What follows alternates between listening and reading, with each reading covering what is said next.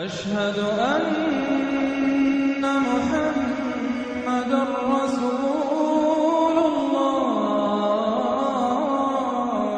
पढ़ाते कुछ नहीं, गाली देते, इतना गंदा गंदा बात बोलते हैं। क्या क्या गंदा गंदा बात में बोल रहे हैं? हमारी क्लास की एक लड़की को बोला कांच से उतारो, शादी के बाद चूसिया। अच्छा ऐसे है। अच्छा क्या हुआ है बाबू? जो ये बच्ची बता रही है वो सही बात है?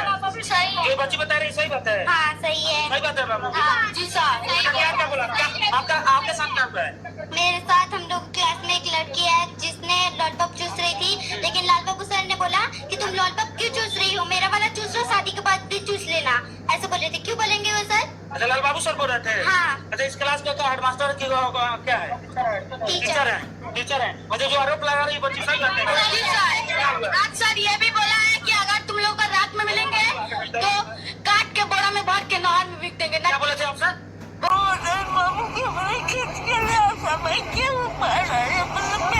आपके प्रसाद मिल लेते थे? पैसा वैसा देता कि नहीं देते थे? पैसा पूरा नहीं करूँगा। कितना जमीन बांटे हो चुका आपके?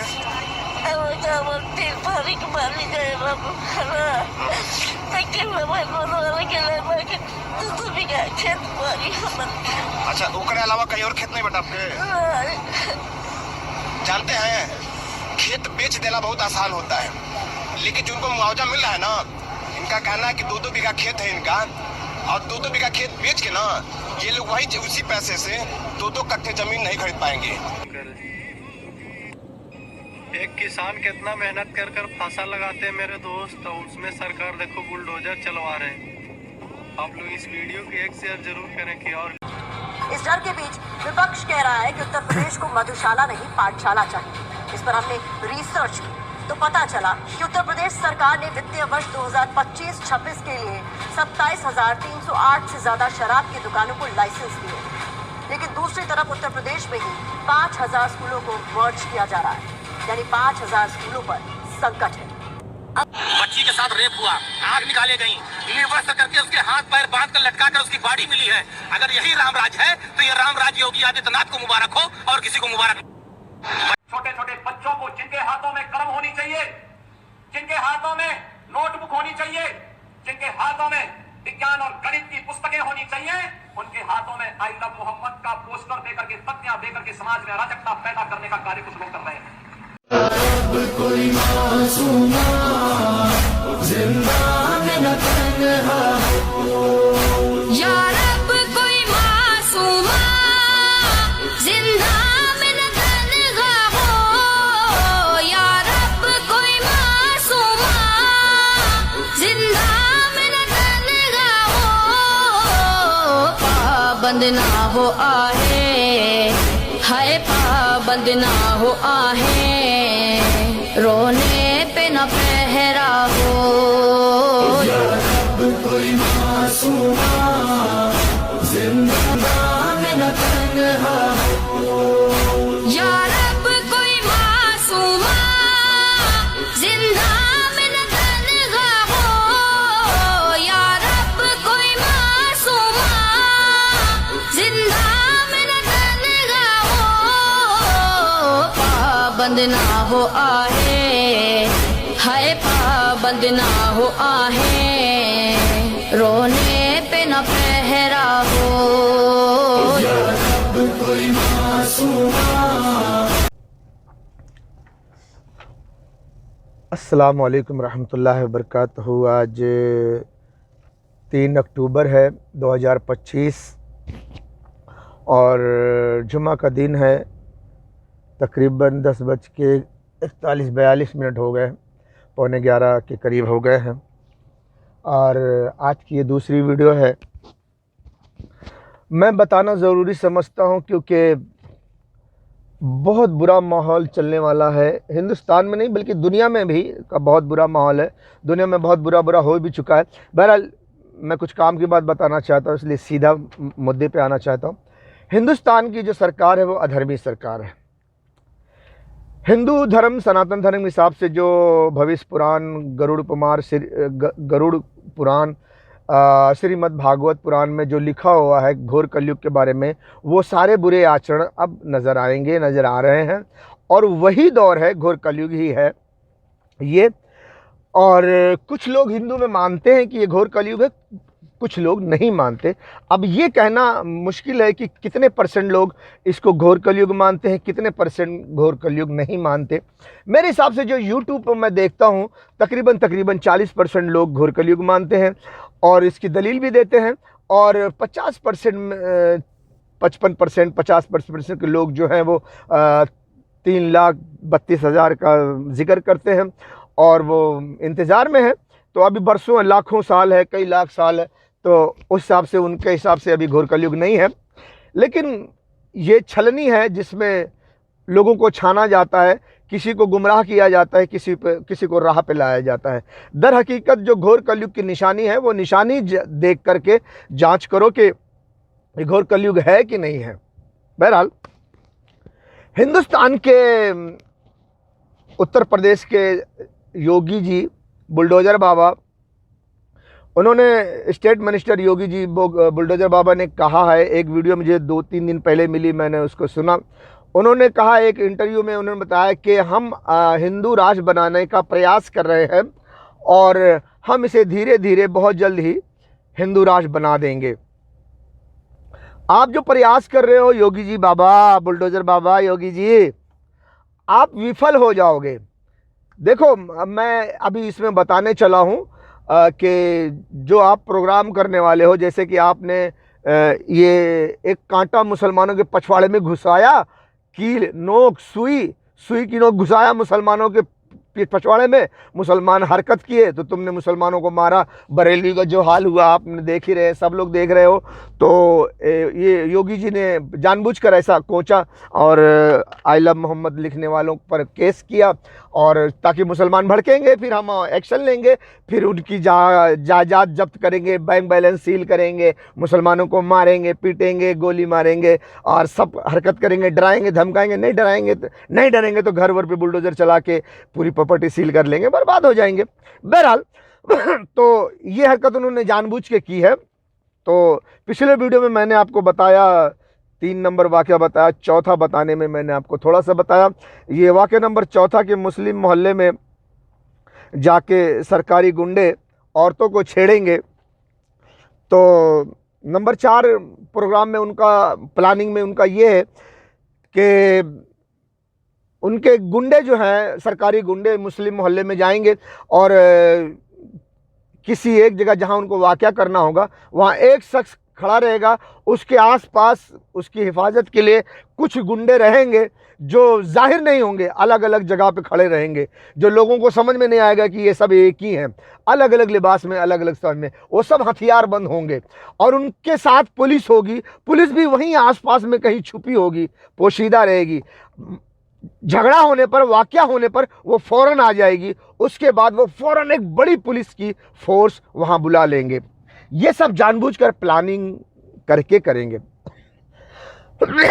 मुसलमानों को मारने के लिए, मुसलमानों का नुकसान करने के लिए, बड़े बड़े मुसलमानों का बैंक बैलेंस जब्त करने के लिए, उनकी प्रॉपर्टी सील करने के लिए, उनके घरों पे बुलडोज़र चलाने के लिए, मुसलमानों को तहस नहस बर्बाद करने के लिए।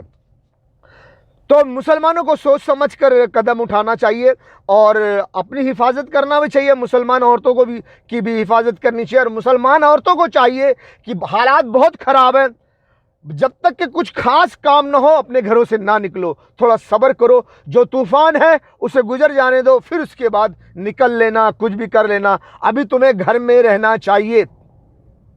तो वो जो पुलिस सरकारी गुंडे होंगे वो रास्ते में खड़े होंगे, कोई बुरके वाली वहां से गुजरेगी, जानबूझकर वो उसी बुरके वाली को पकड़ेंगे, जवान लड़की को।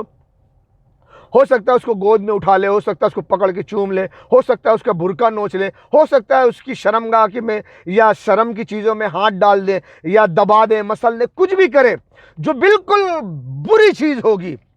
और वहाँ बैठे चंद मुसलमानों के सामने तो उनको जोश आएगा, गैरतमंद होंगे तो उनको जोश आएगा, वो उठ खड़े होंगे, वो समझेंगे ये अकेले है, जाके उसे भिड़ जाएंगे, उसको पकड़ेंगे, क्यों हरकत किया, ऐसा क्यों ऐसा किया तूने, उसको मारेंगे, पीटेंगे।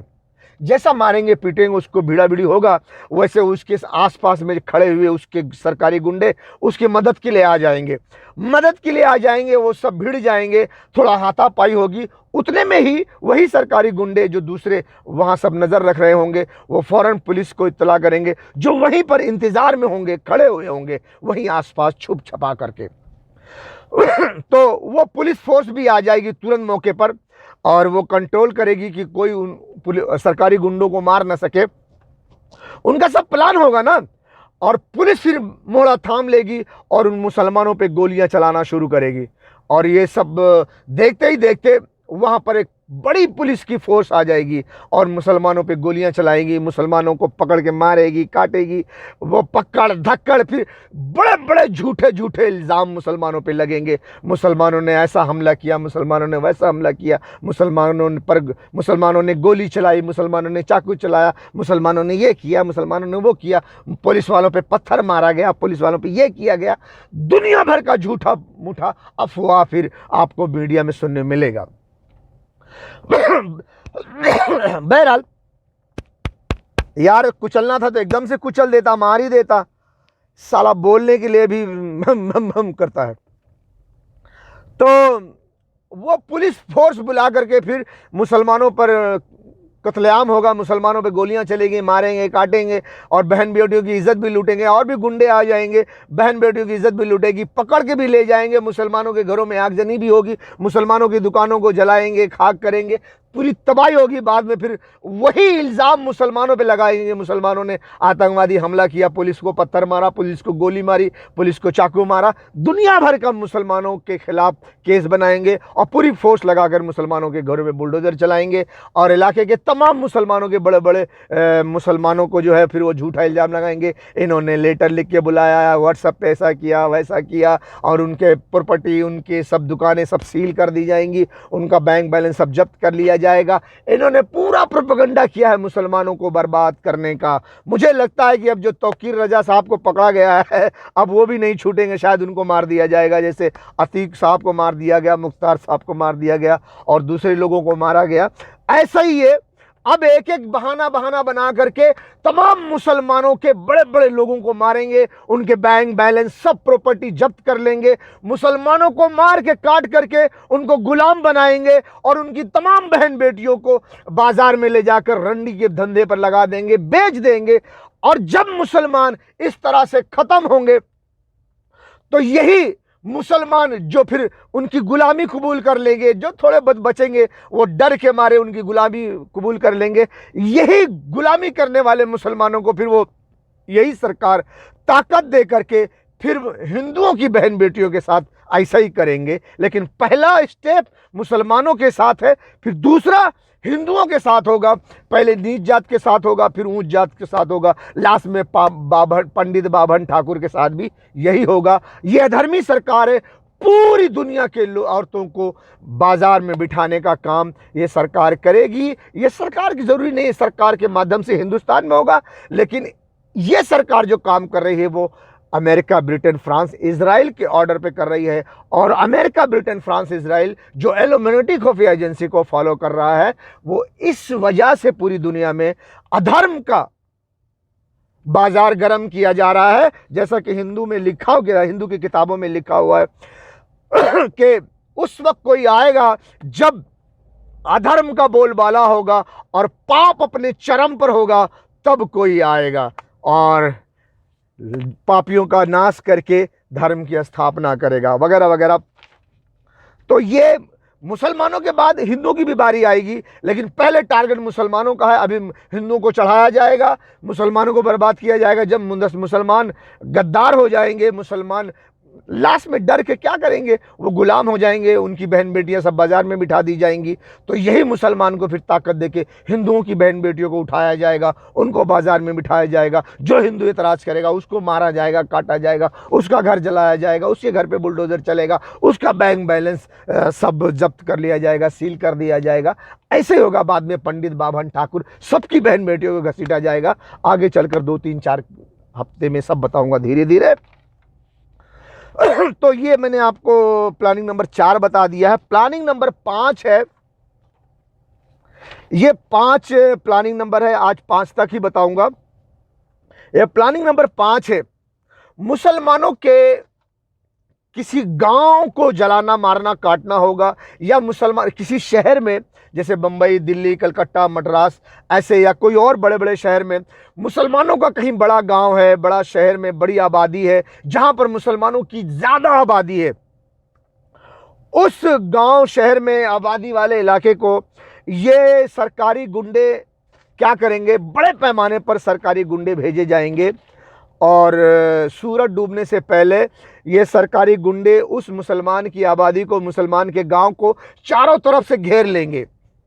सूरज डूबने से पहले वो चारों तरफ से घेर लेंगे गांव के, शहर के, उस मुसलमान की आबादी से थोड़ा दूर हट के रहेंगे, चाय की दुकान पर, होटल में, और किसी ऐसे बिल्डिंग में, कहीं रास्ते पर, यहाँ वहाँ चलते फिरते नज़र आएंगे, लेकिन आपको समझ में नहीं आएगा कि ये ही लोग हैं जो एक भीड़ है चारों तरफ, और ये इस मोहल्ले को, इस गांव को, इस मुसलमान की आबादी को जलाने वाले हैं, मुसलमानों को मारने काटने वाले हैं। आपको समझ में नहीं आएगा।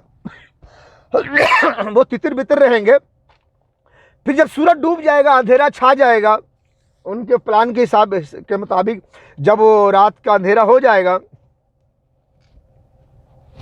तो वो वहां धीरे धीरे वो रात के अंधेरे में पूरे मुसलमान की आबादी को चारों तरफ से घेर लेंगे, और उनके कांटेक्ट में पुलिस भी रहेगी जो अभी पीछे रहेगी। आपको पता नहीं चलेगा कि पुलिस यहाँ भारी पैमाने पर आसपास कहीं है, और उस इलाके के चारों तरफ का मेन रास्ता जो है वो ब्लॉक कर दिया जाएगा। वहां चौकी पर पुलिस का पहरा बैठा दिया जाएगा कि कोई मुसलमान की टीम यहां ना आने पाए, ताकि इस इलाके की कोई मदद ना कर सके।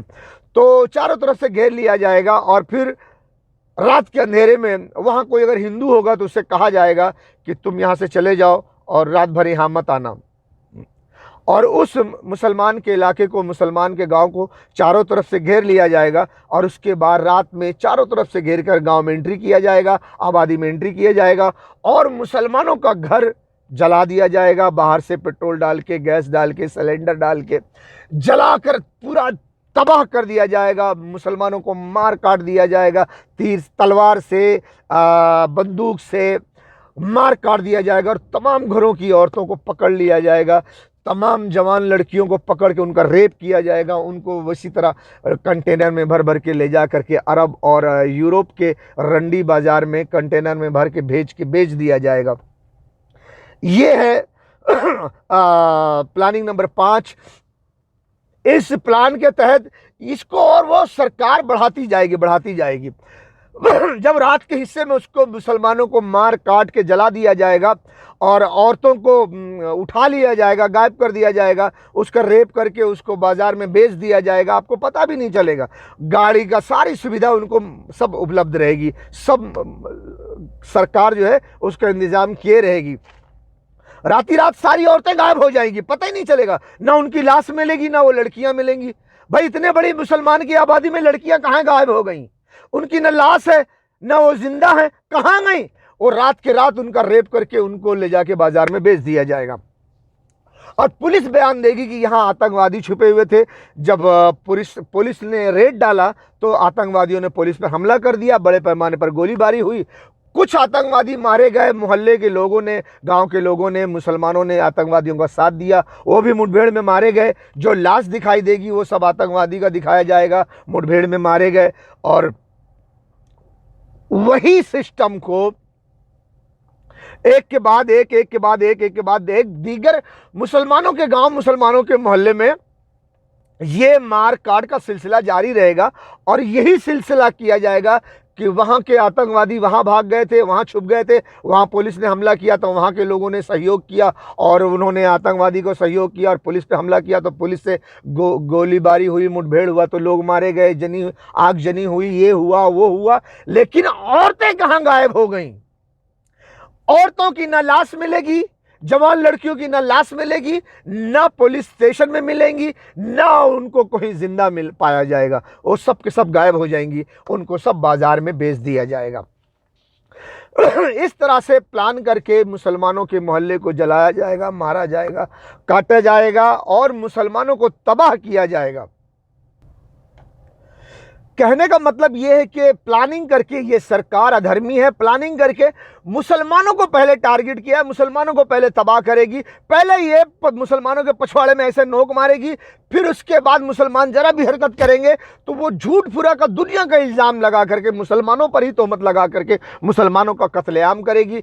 अपने ही सरकारी गुंडों को भेज करके जगह जगह फसाद फितना करके तरह तरह आइडिया लगा के तरह तरह के आइडिया लगा करके मुसलमानों को उकसा करके मुसलमानों की बहन बेटियों को छेड़ करके मुसलमानों पे हमला करवा करके ये मुसलमानों के घरों पे बुलडोजर चलाएगी, मुसलमानों के बैंक बैलेंस सब जो है ना वो सील करेगी, सब जब्त कर लेगी, पूरे घर पे दुकान में ये वो सब आग लगा कर पूरा जलाकर राख कर देगी, बहन बेटियों को कंटेनर में भर भर के बाजार में ले जाकर बेच देगी, पूरे मुसलमान को इस तरह से तबाह कर देंगे। ये सरकार अधर्मी सरकार है।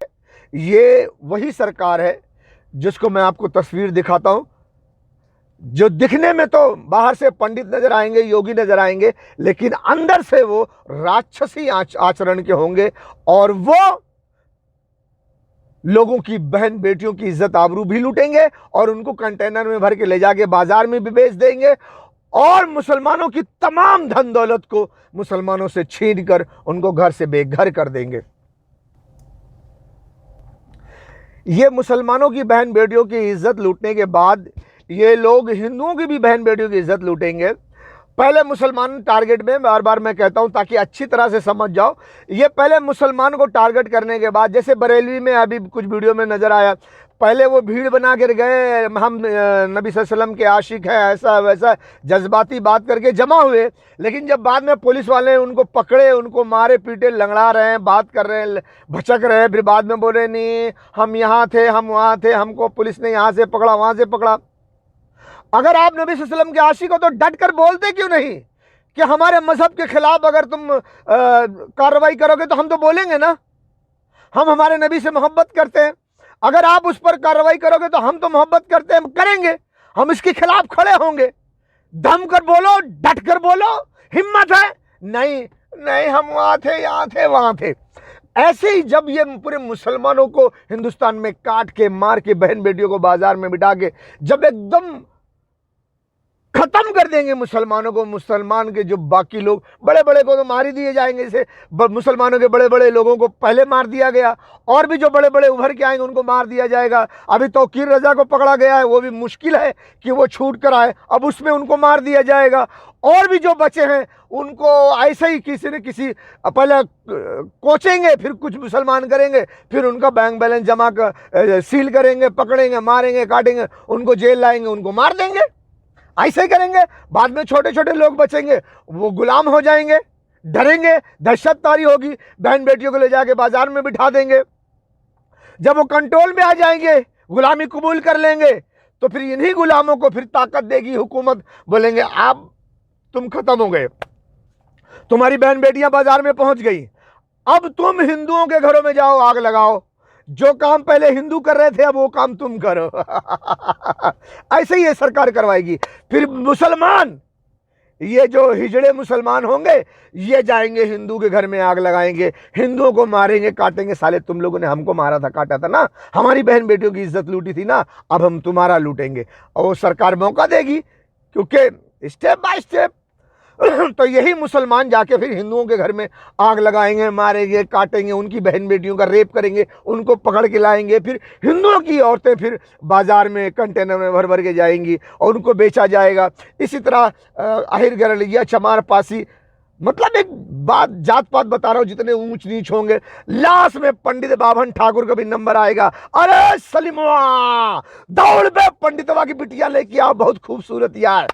पंडित बोलेगा साले सरकार के बच्चे, तू एक पंडित की बेटी को ले जाएगा, बोलेगा हाँ साले तू मियाँ भाई की लड़कियों की इज्जत लूटा ना, अब तेरी बहन बेटी की भी इज्जत लूटेगी। तो पंडित चिल्लाएगा बचाओ बचाओ, ए हिंदू मुसलमान चलो इस सरकार को पलट देंगे, उलट देंगे। अबे कहां से उल्टेगा, मुसलमान खत्म हो चुके हैं, छोटे मोटे हिंदू भी खत्म हो गया है, पंडित बाभन ठाकुर का नंबर लगा है। अब ससुरऊ तू अपन बहनी बिटिया का बाजार में बैठावा। पहले पता नहीं था ये सरकार धर्मी है, सबका नंबर आएगा, सबकी बहन बेटियां बाजार में बैठाई जाएंगी। देखो आदित्यनाथ योगी छोटी छोटी बच्चियों की पूजा कर रहा है, लेकिन इन्हीं के हिंदू किताब में लिखा हुआ है 8 साल 9 साल की बच्ची घोर कलयुग में बच्चा पैदा करेगी, लोग इनकी रेप करेंगे, लोग इन बहन बेटियों की इज्जत लूटेंगे, रेप करेंगे। क्योंकि ईरान पर डायरेक्ट अमेरिका इजराइल हमला नहीं कर सकते। अगर वो करते हैं डायरेक्ट ईरान पर हमला, तो ईरान पहली फुर्सत में इजराइल का नामो निशान मिटा देगा। इतनी मिसाइल्स उसके पास, इतने हथियार हैं, और वो इजराइल भी जानता है, अमेरिका भी जानता है, ब्रिटेन फ्रांस सभी जानते हैं, ऑस्ट्रेलिया भी जानता है। इसीलिए डायरेक्ट ईरान पर हमला कोई नहीं करेगा।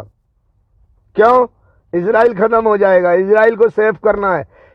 इसलिए ईरान को हिंदुस्तान से मारा जाए, हिंदुस्तान को इस्तेमाल करके ईरान को मारा जाए, ताकि ईरान अगर कोई जवाबी कार्रवाई करे तो वो हिंदुस्तान में करे, इजराइल सेफ रहे। इसीलिए ईरान को मारने के लिए हिंदुस्तान को चुना गया है। इन लाशों को, गोश्त के टुकड़ों को देखकर तुम्हें गैरत क्यों नहीं आती? तुम कैसे सोते हो? तुम कैसे पीते हो? तुम कैसे खाते हो? तुम कैसे जिंदगी गुजारते हो? ए बेगैरतो, ए जर्नेलो, ए हुक्मरानो, तुम कब जागोगे? कब जागोगे? ए बेगैरत हुक्मरानो, इन लाशों को, गोश्त के टुकड़ों को देखकर तुम्हें गैरत क्यों नहीं आती? तुम कैसे सोते हो? तुम कैसे पीते हो? तुम कैसे खाते हो? तुम कैसे जिंदगी गुजारते हो? ए बेगैरतो, ए जर्नेलो, ए हुक्मरानो, तुम कब जागोगे? कब जागोगे? वो बेचारे फरियाद कर रहे हैं, बुला रहे हैं तुम्हें।